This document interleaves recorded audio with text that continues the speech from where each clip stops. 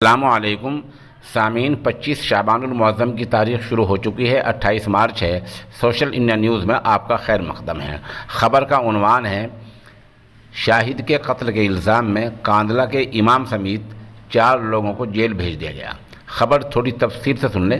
اس بارے میں شاملی کے پولیس کپتان نے صحافیوں کو بتایا کہ 6 مہینے پہلے لکڑی کا ٹھیکیدار محمد امجد بازار سے بذریعہ بائک اپنے گھر جا رہا تھا، تبھی ایک کلینک کے پاس اس کو روکا اور گولی مار کر موت کی نیند سلا دیا گیا۔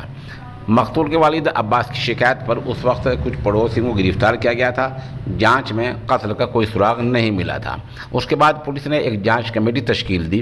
اس جانچ کمیٹی کی رپورٹ اور شواہد کی بنیاد پر پولیس نے 24 گھنٹے پہلے کاندلے کے ایک امام شاہد، اس کے ساتھی عامر، سجیب اور آزاد کو گرفتار کر لیا۔ آج تفتیش کے بعد آج ان 4 کو جیل بھیج دیا گیا ہے۔ یہ ایک تصویر جو ہم نے دکھائی ہے انہی 4 کی تصویر ہے۔ بتایا یہ بھی گیا ہے کہ شاہد اس معاملے کا سرغنہ تھا اور اسی نے 2 لاکھ روپے ان لوگوں کو دے کر قتل کی منصوبہ بندی کی تھی۔ پولیس دعوے میں کہا گیا ہے کہ ملزمین سے قتل میں استعمال کیا گیا پستول بھی برآمد کر لیا گیا ہے اور موٹر سائیکل بھی برآمد کر لی گئی ہے۔ ایس پی شاملی کے مطابق قتل کے معاملے میں فاروق نامی ملزم ابھی فرار ہے۔ یہ قصبہ کاندلہ ضلع شاملی میں ہے اور مغربی یو پی میں ہے۔